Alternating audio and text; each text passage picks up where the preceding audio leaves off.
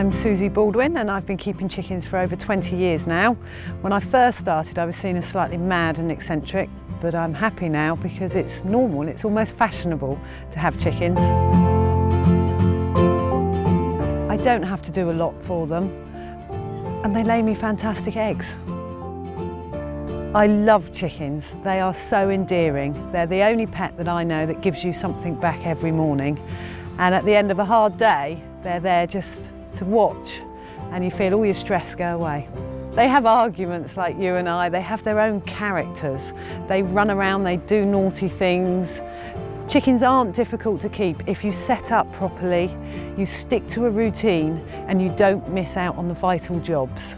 It's a fantastic, cheap hobby for all the family, whatever age and whatever garden you've got. It doesn't matter. There's a chicken out there for everybody. My name's John Hudson. I'm a broadcaster, writer, and I've always had a real passion for animals. Cats, dogs, horses, you name it, but never chickens until now. We've just taken on a couple of chickens, absolute novices. It is quite terrifying. I don't have children, but I can imagine it's a bit like when your baby arrives. There are these two clucking animals and you simply don't know where to start. So for me to have the chance to come here and meet someone like Susie to get an idea of what it's all about is absolutely brilliant. I'm hoping it's going to be a shortcut to chicken success. I hope Jules will gain his confidence and learn just how endearing these girls are and how much you get from them. They lay the most fantastic eggs that once you've tasted them, you'll never have a supermarket egg again. Hello, Susie. Hello. I'm Jules, nice to meet you. And you? Well, it certainly looks like I've come to the right place. We've got cockerels and chickens all over the place. If anybody knows about chickens, it's you. Hopefully, always learning though. Oh, come on, you can teach me a thing or two. Let's go. I'm hoping to take quite a lot away from this. There's an awful lot to learn about looking after any sort of animal. And although, yes, we'd all like a shortcut, at the end of the day, it's about experience. But having the chance to pick the brains of somebody who really does know what they're talking about is going to be fantastic.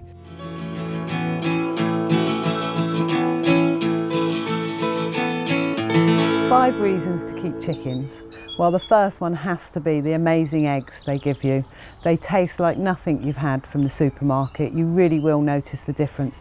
They're proven to be lower in cholesterol than the shop-bought eggs. You just can't beat picking up your own warm, fresh egg every morning.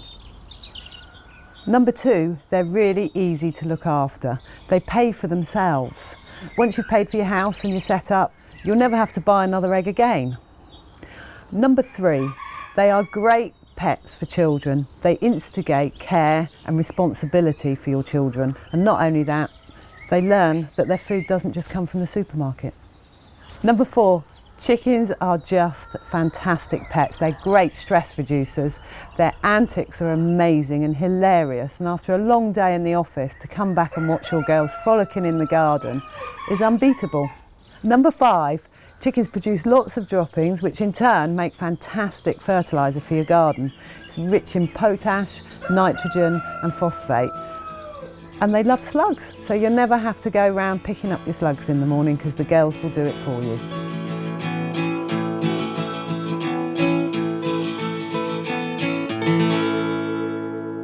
So Jules, you've got to choose your chicken and there are lots out there. And what you've got to think about is what you want them for, really. Well, the options are endless. Looking around me in here, we've got every size and shape and colour going. This is fabulous. What have we got on your knee? This is a Chamois Poland with the frizzle gene in, so she's got frizzled feathers. It's hard to know which is the front and which is the back, actually. Yeah. I have to say they are visually impaired because of these top knots. Particularly with this breed, she's okay in here because we're in here, but I keep them to their own. Other birds will bully them because they're not the quickest. But what should we be looking for when we're selecting our chicken? The main thing is health, and I would say first of all it's got to be a healthy chicken. I would suggest to people that they go somewhere that is helpful and that they're gonna have help in the future, because you do have problems and questions. So always make sure they're willing to give you their telephone number and offer support afterwards. Yeah, a bit of aftercare. Yeah, absolutely. If people are selling animals, then they should be there on the end of the phone if you need a hand.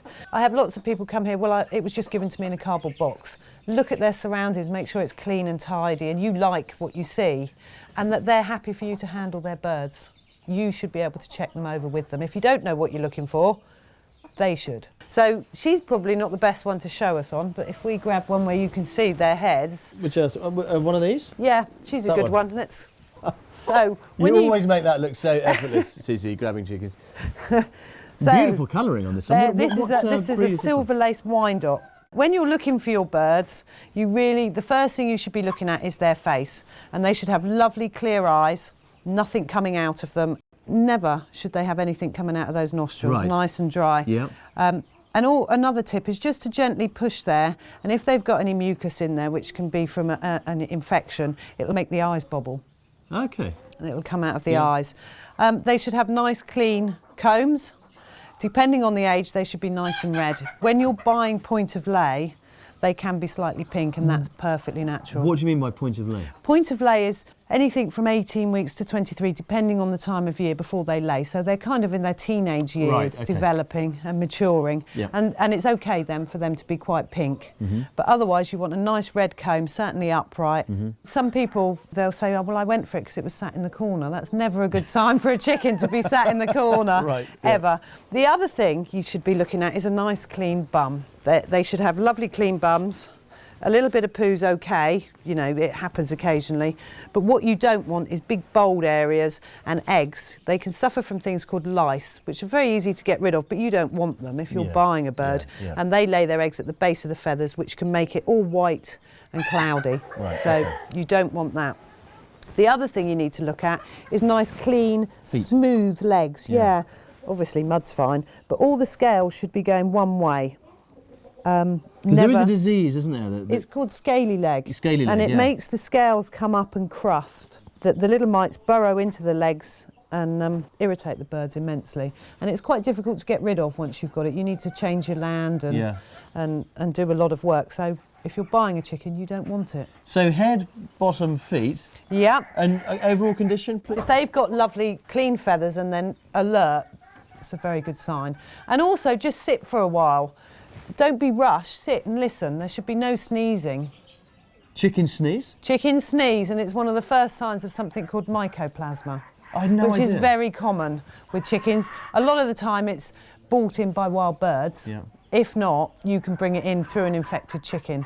It's like a cold to you and I, but the problems arise when secondary infections take hold, normally respiratory problems. So the key things I'm going to take away from this conversation: where is it coming from? Who's trying to sell me this bird? Yes. And why? And are they going to look after me when I take it home and I've got a few problems? Yeah, because problems do happen. You can do everything right and you can have a problem, and you need somebody there to help you out.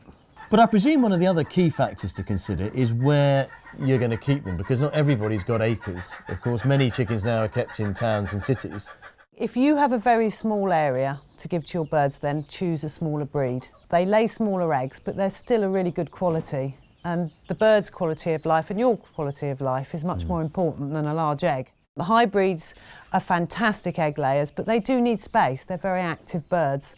Whereas something like the little Pekings, they have fluffy feet so they don't damage your garden quite as much. They're not huge scratchers and they don't need as much space. Yeah. But they do lovely little eggs. Now the numbers of breeds are, it seems, endless. What have we got around us? Right, you've got the white girl there with the funny head and this little grey cuckoo.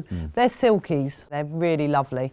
The little one here is a Peking, and they come in an array of colours. They have lovely fluffy feet, and they're like the Charlie Chaplin of the chicken world if you watch them walk. Great for small gardens.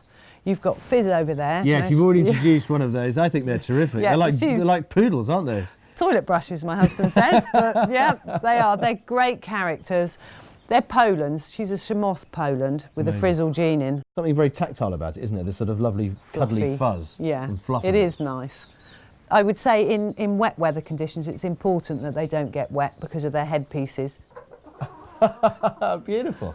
They're very mellow birds. Aren't they? Yeah, very cool. they're nice. Yeah. And how old would this bird be, for example? Fizz is actually coming up 5 this year, 4, 5. Really? Yeah, Okay. Be her 5th year at the end of this year. She's part of the furniture here. She's lovely. Right then, you can go down there. And then what else have we got behind us? This is a beautiful This colour. is a stunning bird. This is a gold lace Brahma, a young bird. Yeah. She's got feathery feet, needs trimming back and keeping in dry runs in wet weather. But Saying that, because she's so big, she's quite weighty and she's not flighty, so she doesn't fly at all. They run. That is also something to consider, I suppose, whether or not your run is going to be relatively dry or not, and how much space you've got. Exactly. Yeah. You need to take all of this into account before getting your chickens. We've got a beautiful silver lace Wyandotte over there, stunning birds. They're nice girls. None of these pure breeds lay you as many eggs as a hybrid, but certainly the smaller ones are much better for smaller gardens. What's the attraction of a pure breed though like this? Is it design, is it colour, is it character, over functionality of a hybrid? Definitely, because they do not lay you as many eggs as the hybrid and never will. A lot of it is a bit of snobbery. And because they eat all the flowers in your garden, they are your walking flowers. So they bring colour with them? They do, yes, and different characters. These girls, the Silkies, are just renowned for being great mums. All they want to do is hatch and rear chicks. They love it. That's my favourite breed of all that nobody likes, and that's the Transylvanian naked-necked chicken. Aptly named. It is supposed to be like that. If I just wanted a chicken for laying eggs, would I be going for a hybrid? Yes, I think you would. Certainly to start with. And how many eggs would I expect my average chicken to produce a year? The hybrids average 260 to 280 eggs a year, with the white Leghorns topping 300 large white eggs a year. That's a huge amount of eggs. It's a lot of eggs. But then people do sell their eggs, which help cover the cost of their feed and things. Yeah. But if we went for something a little more exotic, say, what would I expect, say, from our lovely frizzled Probably chicken? 140, 120, 140 eggs from her maximum, depending on whether she goes broody, which pure breed chickens go broody. They stop laying, they'll lay a clutch if you don't collect them, and then they'll want to hatch them. So as a rough rule of thumb then, the pure breeds, perhaps 50% less eggs than a hybrid? Yeah. Okay. And smaller. Remember, if you're going for bantams, they're much smaller eggs. Is it possible to mix up these pure breeds with hybrids? I wouldn't do it unless you've got a huge amount of space where they can get away and hide. The problem with these little girls here is when you're with a hybrid that's 3 times the size, one peck is like a sledgehammer and it can do quite a bit of damage in a very short amount of time. We talk about the pecking order, but it is something that you must have to consider all the time when thinking about types of chicken, types of housing for them, how you introduce them, and mixing up, you know, pure breeds and hybrids as well. Yeah, definitely. The pecking order is challenged every day, even within an established flock. You know, everybody pushes their luck, even in our life. But you will have one top girl who keeps everybody in order. So when's the best time to introduce a new chicken? At night. At night? When your girls are in bed asleep. The best thing I can advise people to do is red mite your original girls for the smell, red mite the new girls so they all smell the same, pop them into bed at night, they do nothing, close the pop hole and forget about them, and move your feeder and drinker around, maybe pop some logs in and just make everything a bit different, so that your original girls come out and not only think they're new girls, they also think, oh, where's the feeder, where's the drinker, and the competition isn't quite there. They have to re-establish that pecking order, and there will be arguments, but it's usually just handbags. I think a lot of people make the mistake of introducing chickens, doing everything right, but then not being able to cope with a few arguments, and you really do have to sit back and just let them establish that pecking order. They're great characters. They're very easy and they're not a problem to keep. You just got to look after them and follow a few basic rules, really.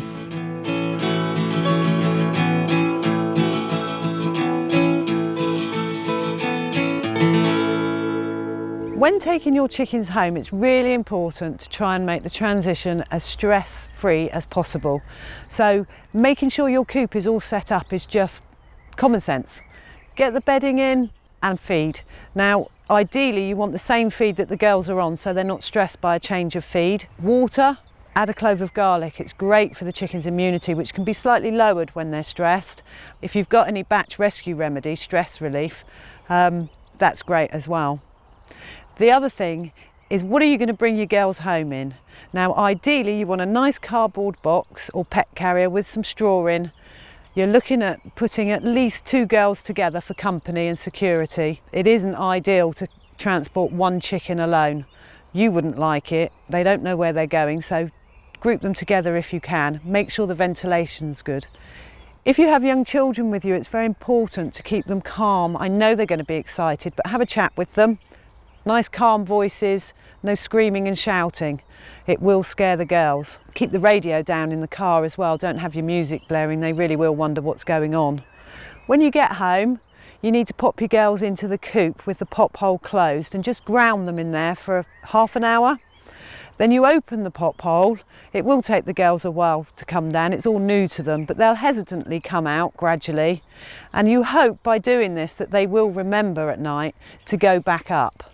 You will occasionally get a dim chicken that just stands staring at the pop hole. You will have to pick her up and pop her in and lock her up for the night.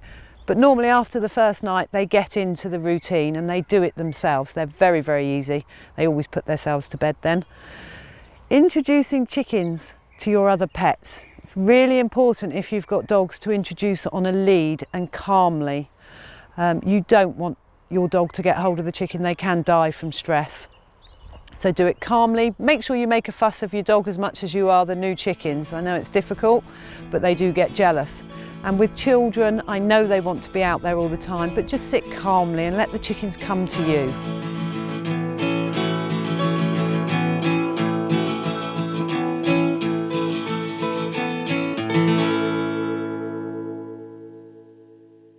Now, picking chickens up is not something I have to say I'm very familiar with at the moment, or comfortable with, if I'm honest. Okay. It's really important. Handling chickens is so important. Not only does it give you contact, which, believe it or not, is really relaxing and nice stress relief after a hard day. It's great so that you can know your bird and what's right for your bird and pick up any signs of problems early on. But this is something I'm just getting to grips with, because I didn't realise that you were supposed to handle a chicken.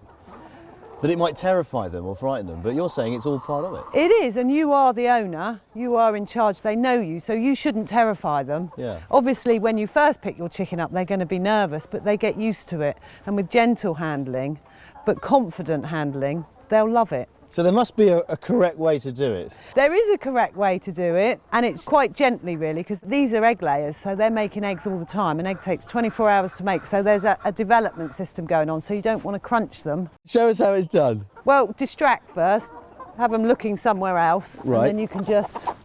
Because you made it look so easy. And you put your hand under its chest. Underneath, between the two legs, and then tuck the wings in. So you should have 2 fingers. I'm going to try for this one. Okay, distract with one hand, so she's looking at the hand you're not going to use. She's not looking at anything. She's not looking at anything other than me. Right, okay, here we go. And there you go. There we are. How about that? Perfect. Not that difficult. So how should I be so holding you it have then? 2 fingers between their legs. Like that. And you've got their centre of balance then. Whoops. Good girlie. Oh, steady. Good girlie. She knows you're not used to She this. really does. She yeah. really does. Right, I might put you down. I'm going to start again. I did that completely wrong, didn't I?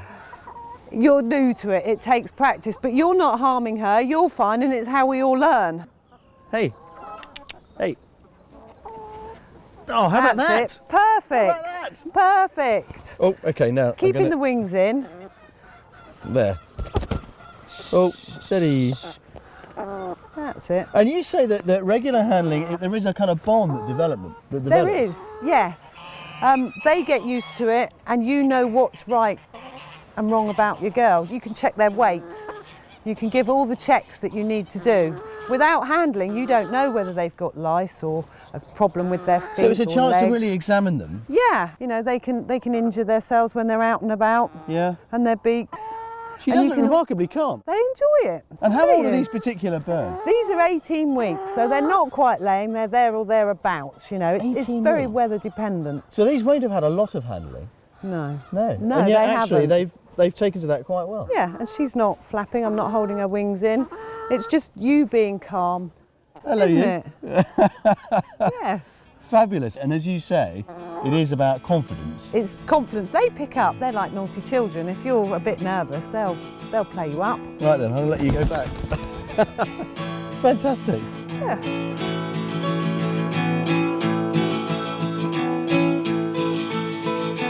Five most commonly asked questions. Number 1 is how many chickens do I need? Now, rule of thumb, it depends on how many eggs you need, but 3 is a very good starting number. If you go and you purchase 2, it's a bit like being married. You're going to have one bossy hen and one submissive hen, and it's just not nice constantly being nagged all the time. Have 3 chickens and you've got a bit of a flock going on, so it dilutes the natural behaviour. Number 2, do I need a cockerel? Well, no, you don't. Your girls will lay eggs naturally whether you have a cockerel around or not. Cockerels do help with stopping arguments with the girls, but they also wake you up very, very early and can upset neighbours. So unless you specifically want to breed, the answer is no, you don't really need one. Number 3, do I need permission to keep chickens? You need to check the deeds of your house for that. If you live in the towns and built up areas, sometimes there are stipulations that you can't in your deeds. Most of the time in the country, it's absolutely fine. Number 4, how long will my chickens live? Well, it depends on the breed of chicken. You're looking at hybrids to be living for about 4 or 5 years because they don't take a natural break in egg laying. But pure breeds go on much longer. 8 to 9 years isn't uncommon, and that's because they take a natural break from egg laying. The 5th question is, where do I buy my chickens from? It's really important to check out the premises of where you're getting your chickens. Make sure you're happy with how they're being kept. It's a bonus, and a good breeder will always offer aftercare and give you a phone number to ring, and that's really important.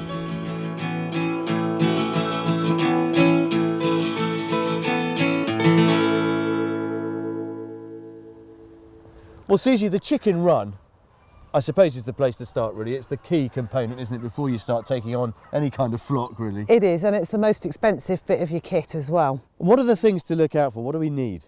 You need a good sized run, you need a solid coop, not flimsy wood, solid hinges, and not felt roofs. Not a felt roof? Not a felt roof. So this is a corrugated It roof. is, and the joy with this is if you do get red mite, you can get your chemicals up here to kill the mites. And you can't do that with the felt roof? You can't do that with a felt roof because it's tar based and nothing penetrates it, and that is where the little mites all harbour.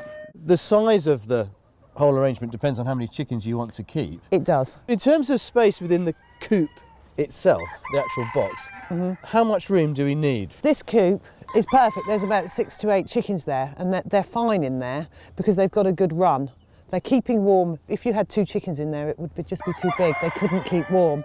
I've taken the nest boxes out because to me it's just more wood to harbour red mites. They don't need it. They will find the darkest corner and lay their eggs quite happily. Well, proof of the pudding, look, there is an egg. Exactly. This morning's efforts. In terms of actually trying to keep these clean and keeping these parasites at bay, it is It's quite hard a job, work. isn't it? You've got, if you look at all the nooks and crannies you've got to dust and check, there's an awful lot. I'm warming to this one actually. It's recycled plastic. That's brilliant. It is really good. Great for mites and cleaning. There's no screws, so it all unhitches. You can dismantle it completely in an hour and have it back, ready for your girls. So in terms of hygiene, you think that is a better arrangement? It's fantastic. Yeah. Yes, it is. It's got a nest box over here, which is again very simple. You just unclip these and out it. And there it is. Brilliant. So it's fantastic, and as you can see, there's really no crevices for red mite. All this comes apart. Absolutely. Job's done. Genuine. Really good, yeah. Now this is taking the whole plastic theme a stage further, isn't it?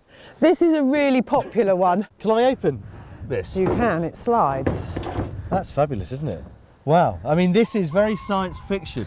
It's very moulded. You've got the perches there, which are great. Yeah. Nest box area. As you can see, it's just so easy to keep clean and tidy. Yeah. Very easy. Pop hole. You'll like this. There you go. Oh, that's the door. That's the great. pop hole. That's fabulous. That's brilliant, isn't it? Which is great, yeah. Now, one of the other things we haven't talked about, of course, is Mr. Fox and his relationship with chickens that goes back many, many years. This looks like it's already fox-proofed. It is. As you can see, he can't dig in there. They've got a nice metal skirt on it going along. He can't jump in. It's perfect. I've had lots of customers buy these and no reports of a fox getting in. But for anybody with a more traditional coop, what are the key things to look out for in terms of fox-proofing? All of these are fox-proof apart from the digging in aspect. Yeah. So if you're having it in a permanent position, slab it. Put concrete slabs all the way around the edge. It gives you a path. and you'll see any signs of digging. He's not going to do it overnight. If you don't like that idea, you can just buy yourself a skirt of chicken wire and peg it down with tent pegs all the way around. And that will be enough? And that will be enough, yeah. But the key thing to remember is that no matter where you are, no matter where you live, the fox will find your chickens. Absolutely, this is fox takeaway heaven here. If he can find a way in, he will. But luckily, we're one step ahead of the fox.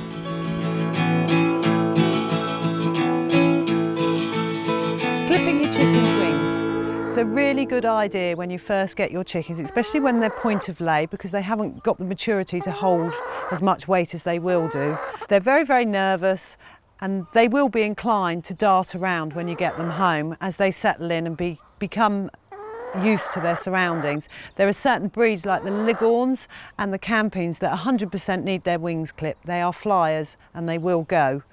Now, it doesn't hurt your chicken. They might not like it particularly, but it doesn't hurt them. It's just like doing your nails. And remember this, you clip the chicken's left wing because they're naturally heavier on that side. That's where their active ovary is. Now, it's very, very simple. You spread the chicken's wing like this and you can quite clearly see that these are the flight feathers. They have a natural split in their wing there, and this is the indication of where you're going to stop, because these are what I call the keep warm feathers, and chickens need these to keep warm at night when they're roosting. So what you're going to do is you're going to take your scissors and you're going to cut those 10 flight feathers off, not going below this line of feathering here, and then you won't hit any of the blood vessels. So with a sharp pair of scissors, good girl, you're just going to take these few feathers off, and that's it done. You don't notice it once it's tucked in under, but it will make a difference because the girl won't be as nimble, and she will, as she puts both wings out, the air will go through that side and she'll go over to one side, giving those few extra seconds for you to catch her if need be.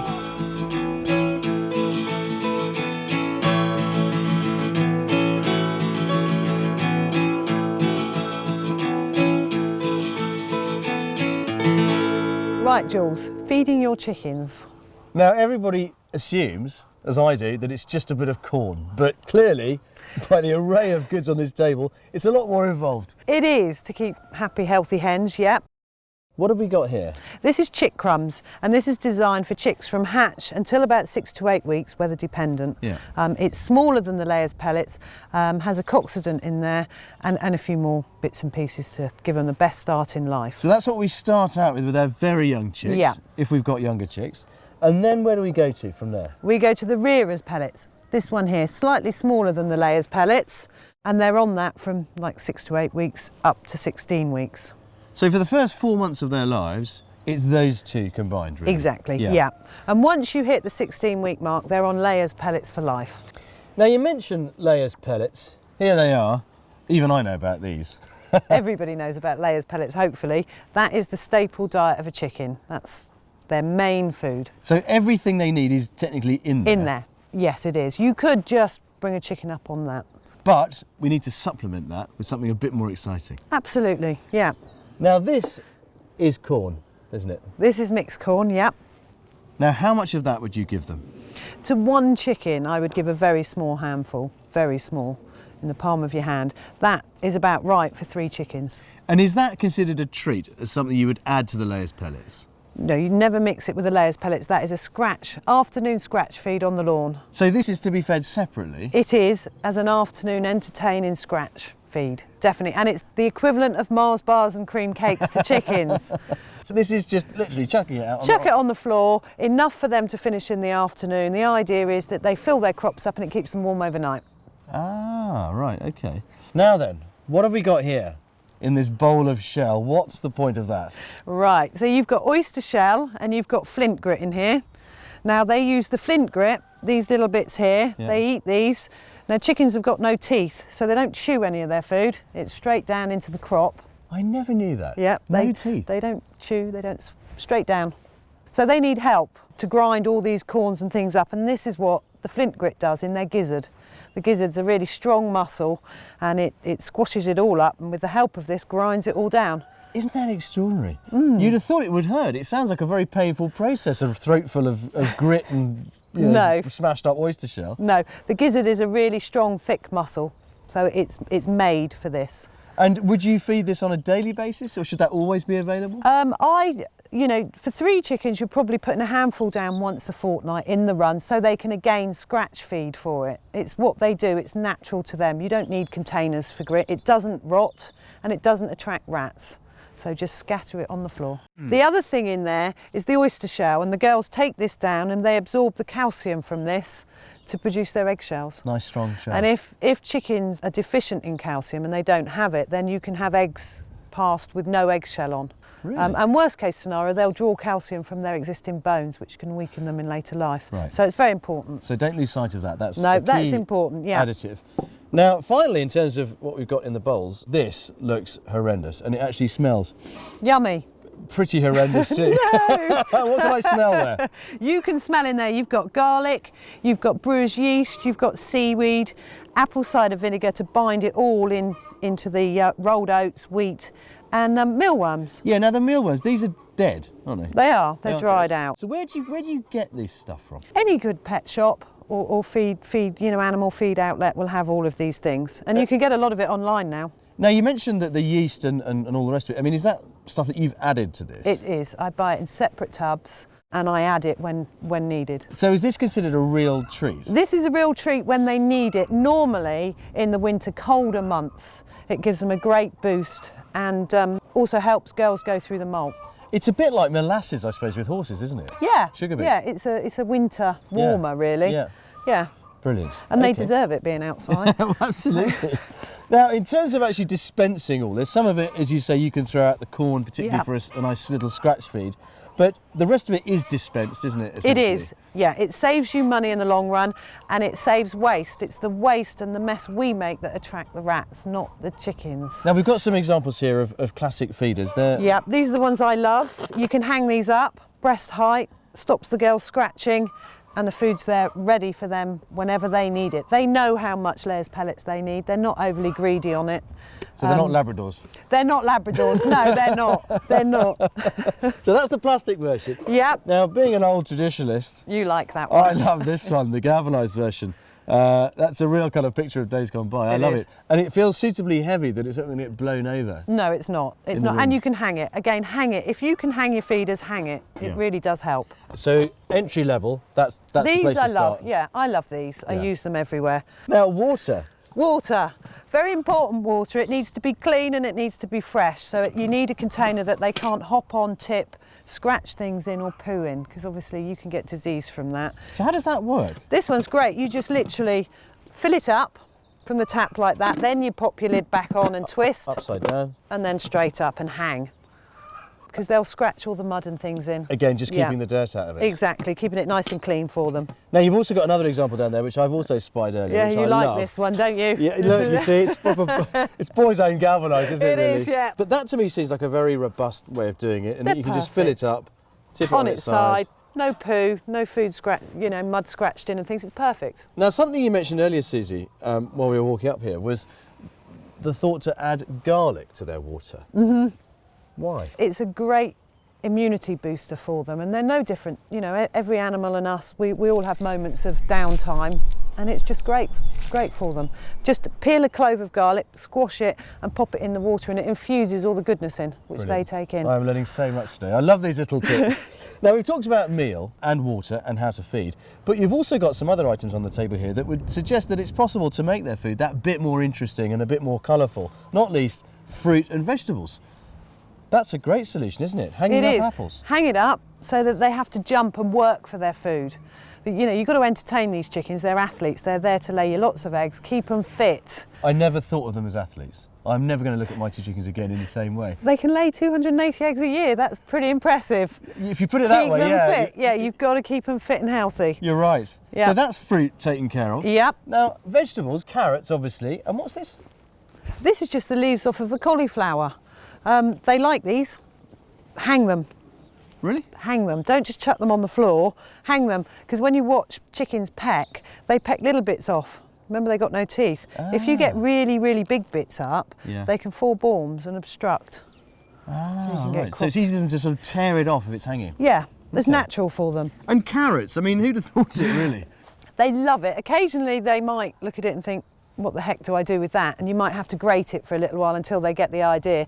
They also love it juiced. So actually then, most things that we have from the kitchen table, they will go for. They will. So it's a very economic, organic way of using up all the waste that we use when we're cooking. It is, yeah, but you're not supposed to feed anything that's been in your kitchen. Really? Yeah, that's DEFRA rules, DEFRA regulations. So from your veg patch and things, but nothing that's passed through your kitchen. Now, last but not least, very young nettles. Really good for them. And I'd be saying to you, pick them, blanch them slightly, dry them off a bit and freeze them ready for the winter as well. What is it in a nettle that's good for them? Nettles have been used for a long time for us as well. And they're full of vitamins and a great protein boost in the winter. And as well as nettles, I suppose, there's plenty of other things in the hedgerows that can be used as well. Dock leaves, fantastic. And again, you can freeze those. Blackberries are fantastic. I tend to freeze them in little ice cubes, and then in the summer months you give them an ice cube. They love it. They love it. Your chickens love you too, I can tell. That's amazing. But I suppose the other point here is that it's a great way of giving your chickens natural sources of nutrients, particularly if you live in a town. If you've got chickens in a town garden, you can get yourself out into the countryside of a weekend, collect all these things, and as you say, freeze them, process them and freeze them. Yeah, it's great. Saves you lots of money. And of course, there is nothing quite like knowing that you're eating a healthy egg from a healthy chicken. And they taste different, they really do. Everybody looks at me as if to say, how can they? But they do. No, they I really, can now truly vouch do. for that. They most certainly do. Exactly, they do. But Susie, that's fantastic. I have learnt some really important things here. I have fed them layers pellets. I will now also feed them corn. They'll also get an extra top up of shell. And in particular, I think, I'm going to start raiding the hedgerows now that spring is on its way. Yeah. And give them something to play with. Just remember, when you're feeding your dock leaves and things, hang them so that they can jump and peck the right amount off. Make feeding fun. Make feeding fun, part of their 5 a day.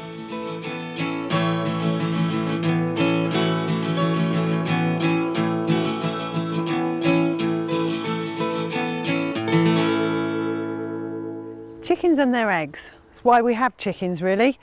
It depends on the breed of chicken you've got to how many chicken eggs you're going to get. If you're going for the hybrids, expect to get about 260 to 300. Weather, feed, predators all can influence egg laying, but that's what you would expect a chicken to lay you. Now, pure breeds lay much less, and they take a very long break from the end of autumn until the spring, when they will start relaying. Now, chickens start laying at about point of lay, which can be anything from 18 weeks, sometimes 16 weeks when the weather's on their side, to 22, 23 weeks in the winter. This is what you probably call a pullet egg. This is a very small one, and it isn't unusual. Don't be alarmed. That isn't going to be the size of your egg forever. They will get used to it. They're teenagers getting used to their body.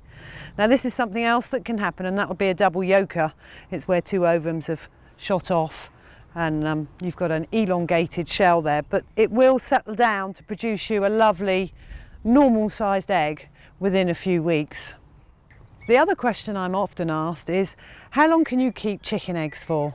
Well, rule of thumb is, if you're like me, I love to have them out on the side because there's different shapes and colours, and I like people to see them. So you're looking at about 21 days on the side in your kitchen. You'll probably get an extra week out of them if you keep them in a fridge, but keep them in the carton to stop any strong smells being absorbed. How do I tell whether my chicken egg is okay to eat? If it sinks, it's fresh. If it floats, get rid really quickly because they do smell. Things that can affect your chickens laying are overfeeding them on the wrong things. Chickens need layers pellets all of the time to give them all the vitamins and nutrients that they need to produce really good quality eggs for you. So if you're out there in the afternoon giving them far too much corn, they're going to get fat, which will give them problems producing eggs and can make them prolapse and all sorts. You don't want fat hens. So treat them like your children, or yourself really, and make sure that they have their layers pellets and all the goodness before you give them treats. Chickens can be affected by the weather, by stress. You could have a predator roaming around at night that you're unaware of, and this can stop them laying, as can heat stroke and dehydration. Now, as long as you're keeping up on feed and water, you shouldn't have any problems. But bear with the girls, because if the weather is dramatically changing, it can make them lay more sporadically. But when the weather's all for them, you'll have an abundance and a glut of eggs.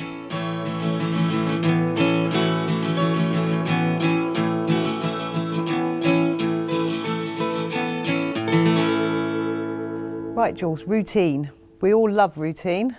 We thrive on it. Our chickens are no different. No animal is any different. So what, daily, weekly? Monthly, yearly. Okay, so just start to sketch out the daily routine for us. Your daily routine starts with opening that pot hole, but not too early in the morning. You want to make sure the foxes have gone back to bed. Yep. So let the sun be up for an hour or two. Open your pot hole up. Check your feed and water. The first thing your girls are going to do is go for a drink. Let them have their drink. Then scrub your drinker out. Nice fresh water for the day. Top up their feed and leave them for a little bit. Then they're going to merrily scratch around and then they'll pop in to lay their egg. Now this is the exciting bit, collecting your eggs. Is there any sort of given time as to when hens should lay? To be honest, most of them are around 10, 11 o'clock. It's never first thing in the morning. They normally have a feed and a drink, go back in and lay their egg. When you're collecting your eggs, check your birds and make sure you haven't got a broody. And how would you know if your hen is broody? Because she's going to sit on those eggs and protect them like a little lioness. She fluffs up and she almost growls at you. Are they quite vicious? They are vicious, but they're chickens at the end of the day. They got no teeth, you know. Let's get it into perspective. They're not going to do you any harm. Okay. They're just protecting their eggs. And how do you stop them being broody and taking over your eggs? A broody chicken's temperature rises, so you need to bring that body temperature down. There's a couple of ways of doing it. One is remove all the eggs from the nest box and pop in little frozen water bottles so that she sits on them and her bottom gets very cold and uncomfortable and she doesn't like to do it. That would do it, yeah? Yep, that'll do it. The other thing, and on a nice day, not on a wet day, pop her in a bucket of cold water, just her bottom in freezing cold water, and pop her out into the run. You're not going to break a broody overnight. It will take a good week to break a broody chicken. Really? Yeah, a very determined So one. don't expect too much too soon. No, it's a bit of a job. But obviously that requires some handling, and I suppose that sense of handling and getting them familiar with you and comfortable with you is so important. Absolutely, not just for the chicken, for you as well. Yeah. You are in control. Yeah. Yeah. Okay. So once we've had the fun bit and we've collected our eggs, what does the afternoon comprise? Afternoon scratch, really important. With our corn. It is. Chuck it on the floor and let them do what comes naturally, scratch around. And again, all of this is a great opportunity to really get the measure of your chickens and how they're doing, see how they're behaving and moving around and interacting with each other. It's lovely just to sit back and watch your girls. And again, you can tell who's off colour, if anybody is off colour, and you can deal with it quickly. And as we head towards the evening routine, how do you do yours? They go to bed at dusk normally, which is a good time. Never, if you're going to go out, lock up before you go because you need them in before dark, really. And do you ever encourage them into bed? I do, Yeah. I do. And if I need to go out anywhere and they need to go to bed a couple of hours early, so be it. They're safer in than out. And you can do it. I don't need to bribe mine. I can just clap my hands and wave my hands around and they know where to go. Because the fox is the key thing that you are mindful of. Exactly. Yeah. I mean, he is around during the day, but you've got your fox-proof run. It's night time if they're out free range and you've got to get them in. So that's the daily routine taken care of, but what are we talking about when we think about weekly, monthly and yearly routine? Weekly routine is cleaning that coop, giving it a good clean out, miting it, casting your eye over to see if there are any mites. Yeah. Also clean your drinkers again. Yeah. Give them a good disinfectant rather than just a scrub with water. Yeah. Monthly is a big clean out and a really good check for mites. And you're using your diatomaceous earth and your red mite powder just to make sure whether there are any signs or not, you do it. Give it a good air out if the weather's good. Open that door, close the pop hole obviously, otherwise they'll all be shooting out everywhere. But open the big back door and give it a good air to get some airflow in there. And yearly? Yearly's a really important one and not often overlooked by people, but you're going to be checking your hinges. You know, you don't want rusty hinges that aren't working when your fingers are frozen, so do it before the weather sets in. Check all your fencing and your wire to make sure it hasn't worn or there aren't any signs of rodents. In the winter months, they become more desperate and will want to get in. If you can, put some wood preserver on your wood. Check for leaky roofs. As you would your own home, I suppose. Exactly. You're Yeah. battening down the hatches, ready for winter. Do the same for your chickens. And if the weather turns really cold, is there anything else you can do to keep them that bit warmer? There is. Rather than cleaning out your bedding that's dirty, top it up with fresh on top. The pooing underneath will generate heat that rises and does help your girls keep clean. A lot of people are horrified at the thought of it, but it is better for your girls, much warmer. And some people say you can compost that old bedding or that you should burn it. What's the real answer? Absolutely compost it if there's no sign of mites. If there's any mites in there, burn it. So whilst the daily routine seems fairly clear, when we talk about weekly, monthly and annual routine, it's really about the coop, isn't it? It's maintaining the chicken's environment, making sure it's safe, secure and above all clean and tidy. Absolutely. And free from wind, rain and everything else. Yeah. If your coop is in tip-top condition, so will your girls be. They will be tip-top girls. Yes. Good house makes happy hens. Yeah.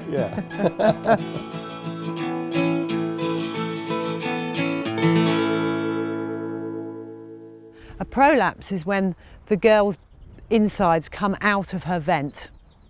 You can't miss it. It's not very pleasant and needs to be dealt with very quickly by popping the girl upside down and letting gravity take it back in. If it reoccurs, the best thing to do for that chicken is to dispatch her. It isn't fair to keep a chicken with an illness all that is going to reoccur. It's stressful to her, there's no way of life for her. So dispatch is the best option if it reoccurs.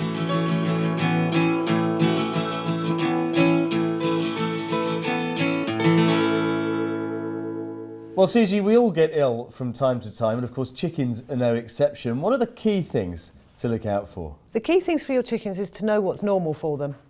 You should know what is normal for your girl. The first sign of illness for girls normally is they'll just be hunched and not happy. You will know. Just a bit sort of just a bit under the weather. They tuck their head in and they fluff their feathers up and they just stand. They're not as active as normal. And that's your first indication that your chicken's poorly. But what you've got to remember with chickens, because they're prey in the wild, they hide their symptoms. So even when they're not well, they'll give the appearance that they are for as long as they can. So if your chicken is showing signs of being ill, she has been ill for a while and it needs immediate attention. So what are the key things that can go wrong? There's three things really. There's injury, because they're quite inquisitive things, so you should never have sharp objects. And one of the most common things is scratches, pecks in eyes or branches in eyes. Then you've got your diseases and things. As a rule, if you're doing it properly, you can eliminate to a certain degree. And then the third is everybody's nightmare. External and internal parasites, your red mites and your worms and things. Well, let's deal with injuries first. How do we go about treating those? Your average kind of knock or scratch? Chickens are really resilient. They might look cute and fluffy, but they are very hardy animals. And the biggest key to them is to get it disinfected. Best thing to have in your cupboard is iodine or purple spray. Both do the same thing. Now this I'm very familiar with from my days with horses. And of course, you know, many a sheep farmer will have that stuck in the front of their quad bike. It is the universal antiseptic, isn't it? It is, and it's fantastic. Easy nozzle, spray it on, job's done. And at least you know where the injury is. Exactly. It does smart a bit when you put it on, but it does the job. That's what you want. So iodine spray a must? Yeah, definitely. And don't fiddle around with it. They do heal very quickly. Just keep an eye. Once you've done it once, you shouldn't have to do it again, unless they've got something stuck in.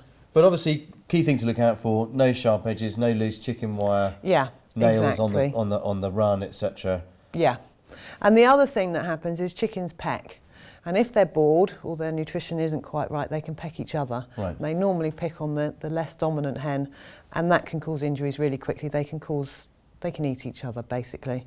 If that happens, you need to separate a chicken. You need to put that on, and you need to separate her if she's bleeding profusely. Gosh, that sounds horrendous. It's nature. It is nature with animals. It's Not always so the cute and fluffy weakest. now, are they? No, it's the weakest of any. You know, any animal does it.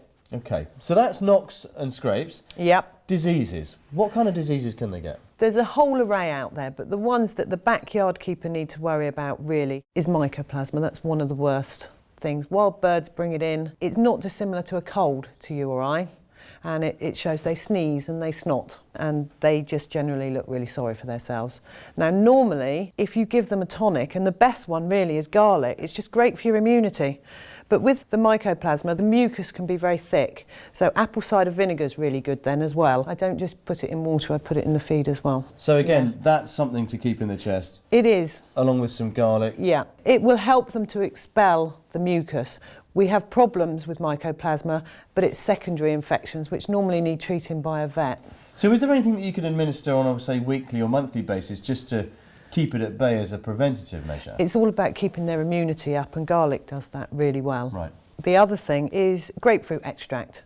You can get it from any health food shop, and that again is very good for their immunity and really does help with And the what sort colds of and the mucus. quantities would you administer in terms of, say, the grapefruit or indeed garlic?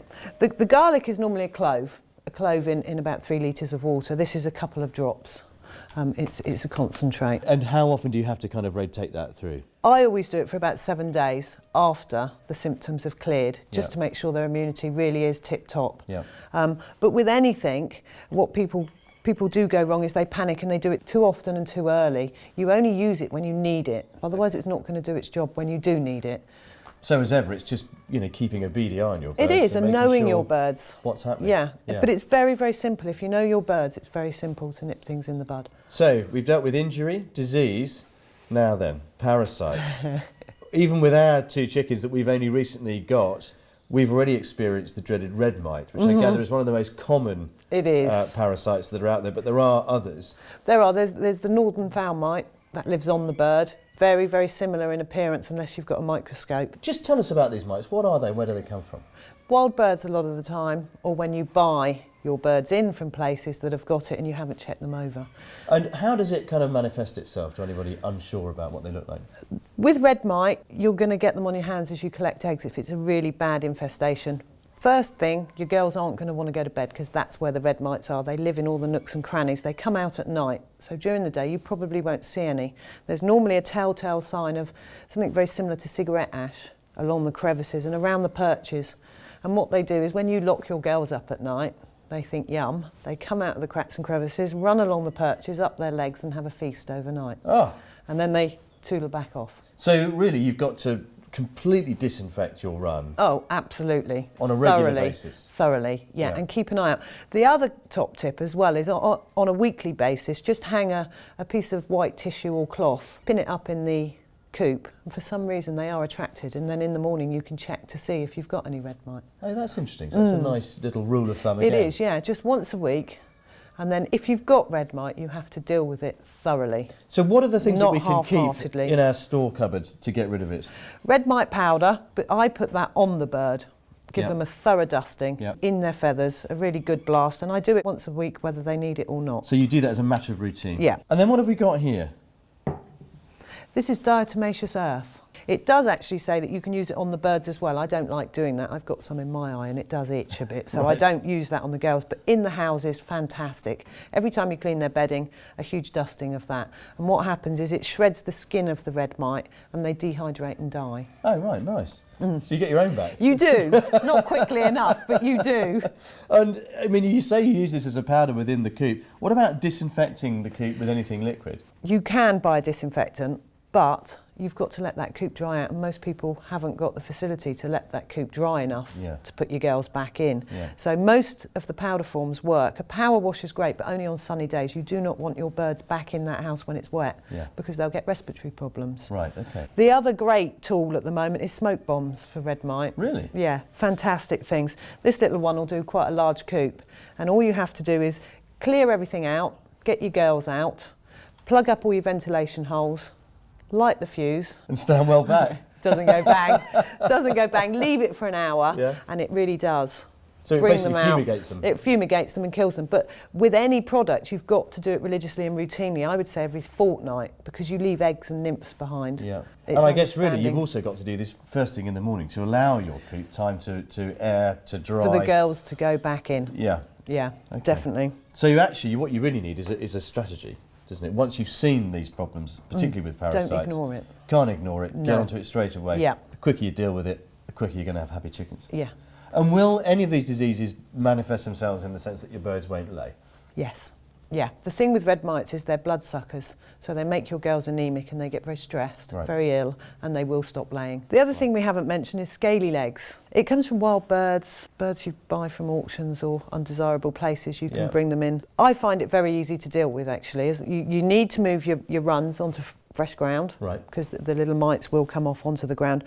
There's loads of things on the market, but the best thing is surgical spirit and petroleum jelly. The old-fashioned way. Yeah. You basically pour your surgical spirit over the girls' legs. Yeah. It irritates the mites, brings them out from the legs, and then you smother them in your petroleum jelly and suffocate them.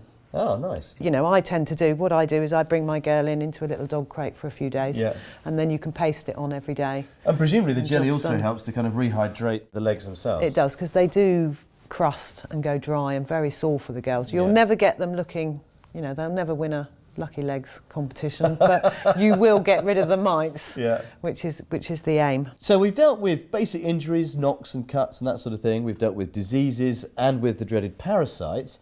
Is there anything else we haven't covered? We haven't covered internal parasites, worms.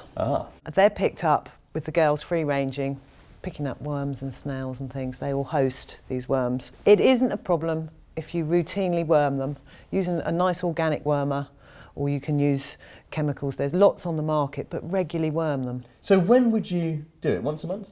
First, second and the third with the wormer I use. The picture that's emerging is that when it comes to basic day-to-day maintenance and sort of aftercare for your chickens, routine is everything, isn't it? It is. Routine and knowing your girls. So let's just give ourselves a little checklist of what we should be doing, let's say, at the turn of every month. Worming. Red miting. Yeah. And your health checks. Yeah. A good sort of monthly MOT. Absolutely, yeah. Brilliant. I love the way you always refer to them as the girls, because this is a girls' world, isn't it? It is a girls' world here. And I'm the top girl.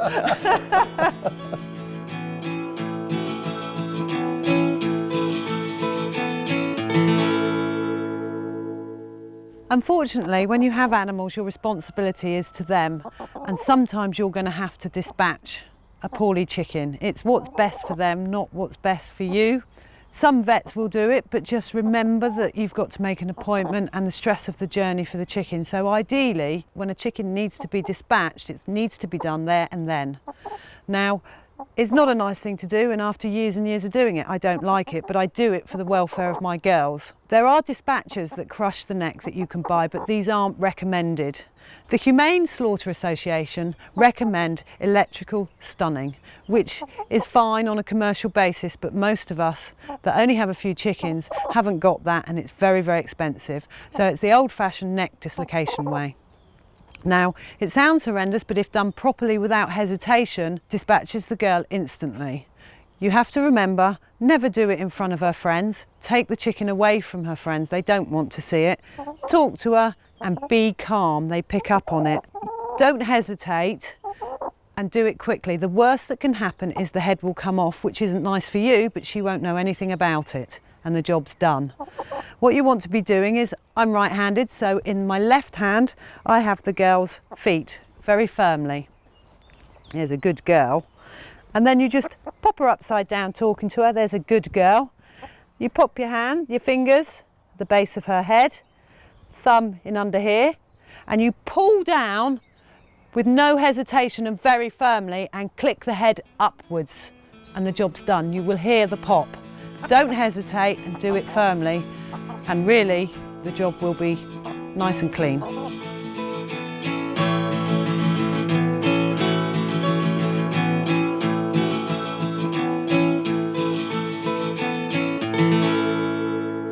Now, Susie, we've talked a lot about what eggs taste like and why, of course, most of us keep chickens, but there is another reason, and that is to breed chickens. This is where it all starts. This is the fun bit for me and a lot of people. It's a lovely thing to be able to do. And I suppose for many people, a young chick like this is what they will imagine when they think of chickens and eggs. Absolutely. Can we get some of these out? Can we have a closer look? Go. Hello, fella. Look at you. Hopefully it's a girl. Hopefully it's a girl. Now, we should say that in terms of the chicken world, it's not a man's world, is it? No, it's not. So you don't want boys? No, not really. And what happens to the boy chickens? Most people can't have cockerels. When you think everything that I hatch, 50% are boys. Yeah. We just can't keep them all. So the cockerel that's making a racket outside is a lucky boy. One of the lucky ones, yeah. Now, how long does it take to actually get a chick from an egg? 21 days. Exactly. 21 days from the moment they start sitting, their mum starts sitting on them, or they go in the incubator. And is that the same for every single breed? It is chickens. That's incredible, isn't it? Isn't that amazing? And how old are these little fellas now? These are probably about 2-3 days old. That's incredible, isn't it? It is amazing, and it's a lovely process within the egg to watch, because you can, if you candle your eggs regularly, which you should be doing, you can watch the baby develop. Candle your eggs, what does that mean? It involves taking your egg, I do it here at a week old, to check that they're fertile. And you will see the little embryo inside with veins coming off, rather like a flower petals. It just shines a light through the egg so that you can see what's going on inside and keep a check on your humidity and things. So if I had, say, 10 eggs that I hoped were fertilised, how many would be, roughly, out of 10? When it's early in the breeding season, early in spring, you're probably looking at about 80%. Go up to July time and it would be 100% here. Really? That isn't to say they all hatch. Nature has a funny way of doing things. Yeah. And if the humidity is wrong, you can have problems within your hatch. But again, it's all just experience that you've spent years putting together. Exactly, yes, yeah. Exactly. Well, hopefully this little fella's going to go on to a nice, happy life. Hopefully as a layer. Yes. Yes. What are the key points to bear in mind then for anybody interested in taking it to this next stage? The first thing truly is make sure you know what you're doing with your boys and that you're capable of doing it. I have a lot of people come here having fertilised eggs and then I get an influx of please take my cockerels, I don't know what to do with them. Yeah. It's not a nice job for me, I don't like doing it. Yeah. So, you know, if you're going to take on the responsibility of hatching, you should be able to do the whole scenario. Be really. prepared. Yes. Yeah. Okay. Yeah. The biggest thing with these is they need to be warm. Warm, clean, with clean water and clean food. And you shouldn't have too many problems, but you do need to watch them. And you gradually need to higher the heat up. Over a matter of 5 weeks, you should have the heat off of them almost in a room, and then they can go out weather dependent. It can take longer when the weather's against you, because you're not going to put chicks out freezing cold, pouring with rain. It's just not good. And in terms of feeding? Chick crumbs. Yeah. And when they're probably about 2 weeks, I start chopping grass up for them, just to give them that, you know, one of their 5 a days, get them active. Because if they were with their mums, they would be out scratching on the grass and picking up other things as well. Now, you describe this as your favourite part of the process, the breeding. Why? One, I like spending time with the babies. They're cute, they're fluffy, who couldn't? Yeah. But it's also the end result of gorgeous birds at the end of it, knowing you've done a good job. Do you have any idea how many you've bred over the years? No. Lots and lots and lots. Yeah. I have learnt a huge amount, as I hoped and thought I would, and I couldn't have learnt it from anyone better than Susie, really. I suppose when I embarked on our own chicken story, as it were, with only 2 hens, they were really a kind of means to an end, a way to get nice, fresh eggs. But as I've spent more time with them, and the more I've learnt about chickens in general, I've come to realise that actually they're not just a source of eggs at all. They're creatures and animals with characters and needs and wants that require constant care and constant supervision, as one would with any kind of pet. Go on then, chickens. Hey, look at this. One of the principal lessons, I think, is routine. Chickens clearly love a routine, and it's a really good way of making sure that I'm managing mine in the right way, that I'm ticking all of those boxes, working through that daily, weekly, monthly and annual checklist, which is clearly so important. But I think the other thing I'm going to take away that I can't wait to put into place is this sense of fun, this sense of enrichment, the idea that chickens actually like to play in the area that they live in. And just spend a bit more time with them, handle them a lot more, hang around with them. It sounds crazy, but actually, you know, they are a part of the family now. They're not just birds, and there's a lot more to them than really meets the eye.